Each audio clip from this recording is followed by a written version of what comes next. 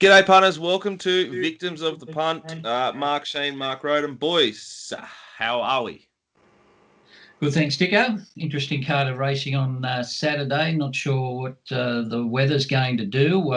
It hasn't rained as much so far as they said it was going to, but there is a band of rain on the way, so not sure what we'll end up with.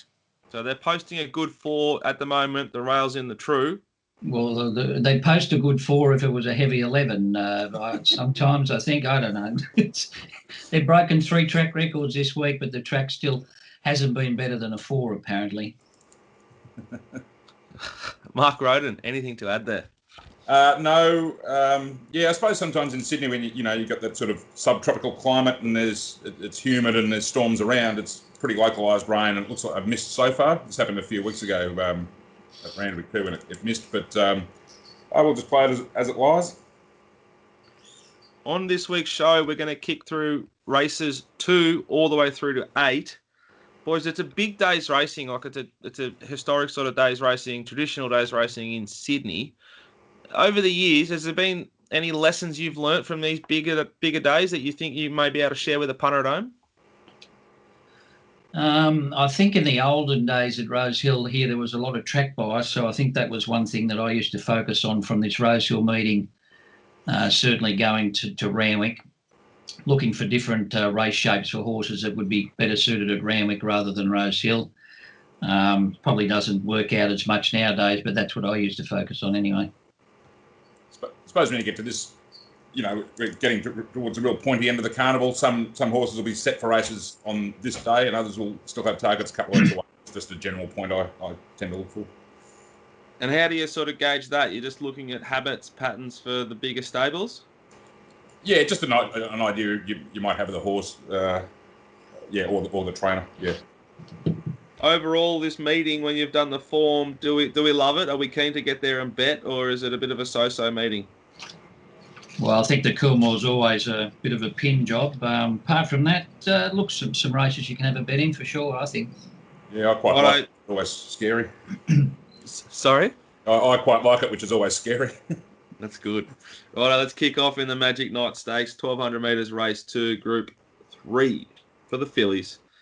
Mark, Shean, anything here that stands out, or are we still sort of half penning him? Probably the worst Magic Night I've ever seen. I'm not sure what to make of Arcade. It probably got in the quicksand there at Caulfield the other day. Dicko Fence was off there, was it? Yep. You can forgive, but there was certainly stronger performances in that same sort of position in that race. And yeah, look, Robo-Dira surprised me when it won at its first start, and then I thought it did an okay job the other day, and I can't see any speed in this race, and I think she'll be left in front. So just at a price factor over Mallory, I think Robo-Dira might get all favours in front here, and I'm going for it to beat Mallory. Yeah, I'll be having something on Robo-Dira for sure. I don't like either of the 2 favourites. I don't think they're good enough fillies to justify their quotes. So I'll be with Robo-Dira for that reason. And a horse I was on last time, probably in the wrong spot from barrier 1, is Jamea. Also a decent price, big jockey change, and yeah, shouldn't be too far off him and drawn off the fence. So I think she's a really good bet at the price, and I'll certainly be having something on Robo-Dira as well. Race Centro Historic is a query here. I think it looked well above itself first up, and it got checked at the start and then stayed hard against the fence, which I think was slightly inferior. So it could be an improver here. So a yard watch there from Rob, number 7, I reckon. When you say a horse is well above itself, in layman's terms, what's that mean? Well, I just think it needed the run. It looked a bit new to my eye. Race number 3, the Pago, 1,200 metres. This is the Colts, the 2-year-olds and geldings. Who wants to kick off here? Cochin, you want to go first? I pretty much agree with the market here. Ingratiating is terrific in the Blue Diamond, which is in my view, the strongest 2-year-old form reference of the season.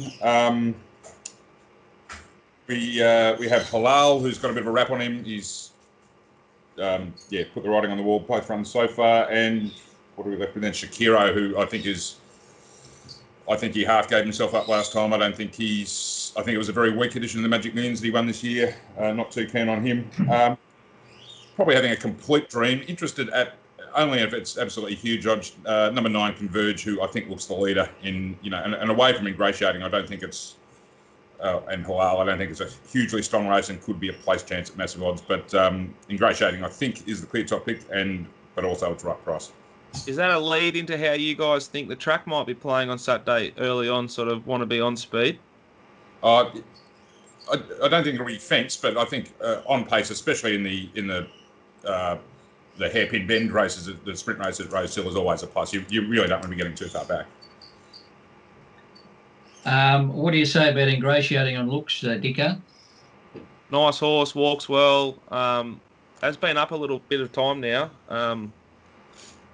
but nice enough. You're not going to be blown away by it, but yeah, I think Bleeker's offer's probably an asset to him. He did over race a bit in the Blue Diamond, didn't he? But he got a hot speed there, so be interesting to see how he settles. Look, I'm in love with Halal. I've been on it twice, and it's probably been poorly ridden twice, but it's got a win in a second against its name. So, look, he's got a pooey barrier, but I'm going to back him to beat the favourite. I can't see much else to beat. That Converge is only a little whippet of a thing, so I want to get a report on it from the yard from Rob.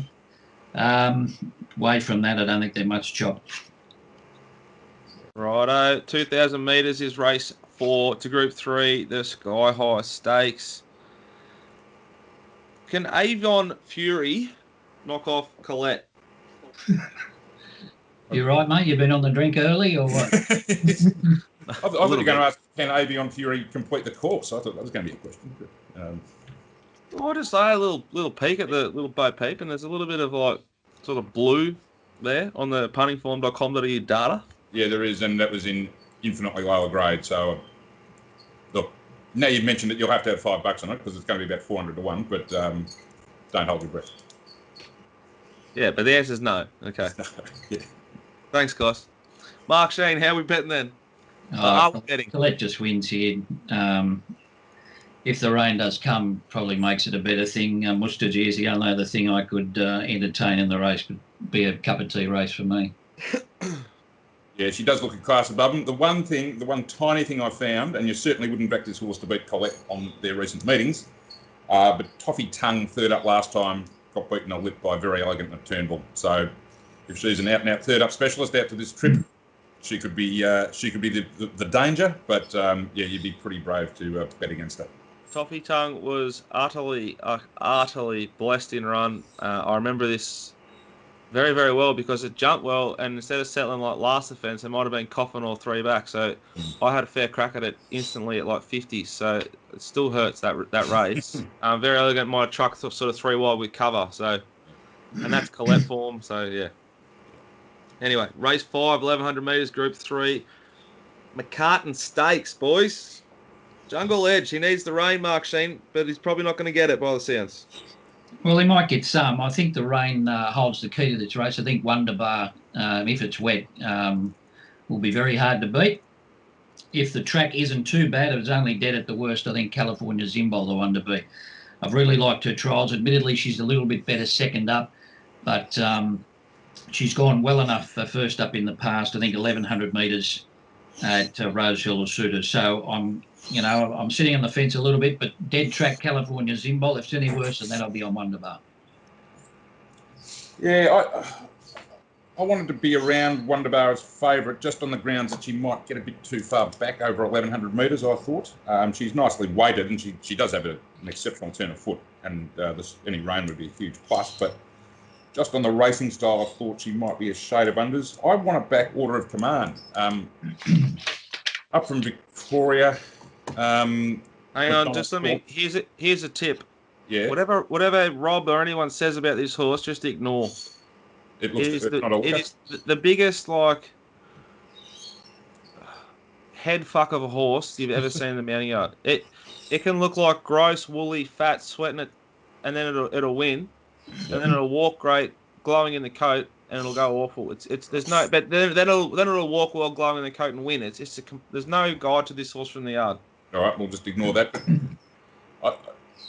they're obviously here. They're not here for the scenery. I mean, you run first up in Sydney. McDonald booked. Obviously, just been jumping out privately. No official trials. Had a jump out, didn't it? I think it had a jump out. Did it? Yeah. Yeah, right. Had a jump out at Flemington, I think. Right. How'd you go watching them, Mark? Oh, they're terrific. Oh my! I have to take a travel sickness pill when I do the trials in Victoria. It's fucked. It's disgraceful because this time of year I'll catch like pandemic trial at Rosehill. You know, commentated times, vision through the line, beautiful work. Then I go and watch if you watch So You Swing trial at Flemington for Saturday, it is nauseating. Anyway, fucking Victoria. Anyway, all that said, I think Order of Command can run well here. Good fresh horse, and I'll be at least saving on California Zimbal, who I take the point about probably being the very best second up, but does look nicely placed. So, but I'm reasonably keen on that Order of Command at the price. Race number 6, the Phar Lap Stakes, Group 2, set weights. Mark Shean. Yeah, like Impecunious here. Didn't look to have a great deal of luck at Caulfield. First up from a spell, they absolutely walked in that race. I think the 37.2 for the first 600. So it didn't really help the back markers. There's one on wet ground in New Zealand if we do get some rain. Can't see it getting too far back here. Yaletown will probably try to roll along and string them out a little bit, but I really liked its run Impecunious last start. I think Poland looks probably the danger now that Eliza Beale is elected to go to Kembla today. Yeah, I don't really know what to do here. I thought Impecunious didn't have any luck in Melbourne last start. Poland's run was enormous. That was an enormous win at Caulfield first up. Then was scratched at the barriers, wasn't it, in the Australian Guineas? Yep. So who knows? So it's now 35 days without a run. And my concern, even probably going into the Australian Guineas, was that run could have flattened it because that was a brutal speed, and it sat up third on it and then defied them. It was a tremendous run, but it might have had some negative impact on it. I don't really know if I want to bet in this race. Maybe spec Yaletown as the leader. If it's I'd want at least the price it is now today, to be honest. I think he went too slow at Canberra on it, don't you? He may have. He's a one batter, this horse. Yeah, I think he's got something, and he certainly looks the leader here. I think he probably won't shorten because the horse that knocked him off at Canberra was pretty well beaten in the Guineas there on Monday. So there'll probably be a pot on the form line, and that view might be right. But I could see myself specking him, but I'm not, madly in love with much at the top of the market, to be honest. Bit of sort of my thoughts on these Victorians. Poland's biggest asset is its tactical speed, and drawing one's perfect for it. Mm-hmm. He can put it wherever he wants, and it's a big prize money day, so maybe Kieran will be back. Embolism paraded like it wasn't ready, like something had gone wrong and it missed a prep, and then it ran like that. It was winning the Guineas at the top of the straight and sort of just stopped running. It could just improve again, and has an SP over Poland, so I'd have them closer in the market. And I really, really like this, the horse you spoke about, Mark Shean. I think one chink, though, is that win first up at Caulfield was really, really good, but Ollie was into it early, and he's a big, strong rider. Maybe he needs to really stood over this horse. So I think it's a positive that Bossy's had one go on it, now has another shot on the horse. Yeah. Race number 7, boys. What is it? I'm just scrolling up to get back to it. The big one. Classic. The Coolmore Classic. It's a huge field, big prices. This is exciting betting race. We need to dig through a bunch of them here. Where do we want to start, Mark Shean? Well, again, I think the track will have a big bearing on the market. If we get plenty of rain, Ice Bar's going to firm. I think the weight horse is probably Shalo, number 14, meets Forbidden Love on much better weight terms for the last time they clashed. Admittedly, Forbidden Love was probably at the end of her preparation. And a 3-year-old filly, and she's certainly gone on with it since. But I just thought she might have had a fair whack of weight here. Mark, what did you think? Forbidden Love? Yes. Yeah, I agree. I don't think she's that well placed. As I mentioned on the review show after a big win last time too, I think her best runs are where she gets an absolutely brutal speed up front. Now, this is a pretty big field, and there's a few want to go forward, so she might get up. She might get that, and it might set up well for her again. But I don't think she's that well placed. I thought giving 4.5 kilos to Evangelic wasn't great, to be honest. Yeah, I've always gone looking for the 3-year-olds in this race over the years, but they've always been around that 52, 51 and a half mark. And like Banding Away, I know won it with 57 and a half, but I don't think another fillies won it with 54 and a half. So no. She's got to carry a decent weight. Admittedly, she'll get a good run from barrier number 3. Look, I think it's a dreadfully hard race. If the track's not too bad, I thought Sapine had a good chance. I was very happy with her run the other day, and she's trialled brilliantly since. And she showed more speed out of the barrier in her first up run and also in her trial. So she may just posse up a little bit closer. And Shaylo, number 14, is the other one. Vangelic, another one, has got a very good chance, but I think it's a tough race. Yeah, you could say something about all of them. There's 4 I'm interested in as betting propositions. It won't be a huge outlay race, I don't think. But I think Vangelic was fantastic last time after a wide trip, fought on very well behind Forbidden Heart, and it's the filly with 50 kilos, and she'll be up on the speed. So 1,500 might see her out, but she'll get her chance. Another one that'll go forward is Sovereign Award. I thought was very brave last start down in Melbourne, and is a reasonable price. And Rich Hips was the other Melbourne horse I was giving some chance to. And just, I don't know, she was 100 to 1 last start, but Missy's 7 days ago has been beaten a short half head in a Group 1 weight for age race. She does have top weight, which won't make it hard, but I just thought at 25 to 1 she wasn't hopeless either. But many ways you could go, but I wanted to bet around Forbidden Love as favourite, but yeah, look, I could back those 4 and miss the winner quite easily. I've done a bit of work in this race too, and I think you have to back Sovereign Award and Vangelic. Like they tick a lot of boxes, and then you look at the map, and Sovereign drawn 18 is ideal for this Sovereign Award. It's a really tough horse that tries. It was there to be beaten at Moonee Valley Cox Plate Carnival. Just kept going. It was there to be beaten on Saturday. It just keeps going. It's not a outstanding parader mark. It was near top last week. Okay. Charlotte was comfortably like the best horse I saw all day, the day it won at Flemington. I think it is a beast. A really good horse. And if the day sets up for it, it's got to be the biggest bet if I'm betting in this race personally. But the other 2, Vangelic and Sovereign Award, just tick all the boxes, price-wise as well. I think just with Vangelic and Sovereign Award, those 2 and probably Sweet Deal are the 3 that go forward. I'm sure they will be. You just want them ridden sensibly. You don't want them cutting each other's throats. I could see Sweet Deal and Vangelic handing up to Sovereign Award if it was stamped urgent from the outside. I'd say like once she lights it up, it won't stop. Like we saw, like D Lane couldn't stop it. So I think she has to light it up. But she's got good hands and good balance from what I watch, and from what you chat about in the chat groups we're in, Coach and Soda. I think it'll lead and roll across and lead. But Vangelic will get a really soft run, you'd think, from 5. Yes. No, they're 2 of the ones I want to be on for sure. The last race we're going to preview today, boys, is the Ajax Stakes, 1,500 metres. Weird distance. What do you guys think about weird distances like this, 1,500? It's not that common.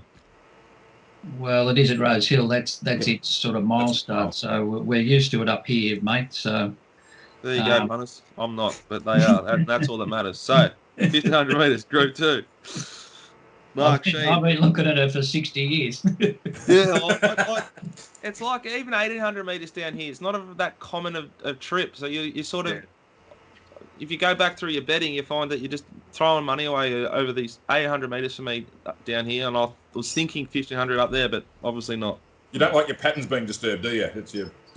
Yeah. I'm actually a pretty simple guy, yeah. Buffalo River. Having said that, this race is Buffalo. pretty simple, doesn't it? Sorry, mate, say again. Having said all that and having no idea here, this race is pretty simple, isn't it? Is it? Well, it depends on... you're talking about the bottom one? No, I think you back Buffalo River and you hover over Creediris in run. Yeah. On the blue button. Look, Buffalo's got good wet form, hasn't he? His last 5 runs have been in the dry, but he gets a wet track here, which might suit him. What about him going keen the other day, Dicko? What do you make of that? I think that'd be a great sort of foundation to go fast here again and not get caught. I'd rather that prep run than a really soft run where he got headed anyway, sort of thing. I thought that run was full of merit, and he's going to go quicker than anything here, isn't he? Well, I think Grey Worm's the only other speed in the race. He was probably a touch disappointing the other day. He comes from barrier number 11, so whether he'll come across and sit outside Buffalo River or try and contest the lead. He's going to 1,500 metres here, Grey Worm, and he's led in 1,100-metre races, so, he might be up there being a bit of nuisance value early anyway. And like Buffalo River's SP profile in big group races in Victoria is very, very, very strong. It's a much stronger CV than, say, Kiradiris, the way I do feel. Yeah, and Kiradiris has just got that nightmarish racing style too. And I've mentioned before about it.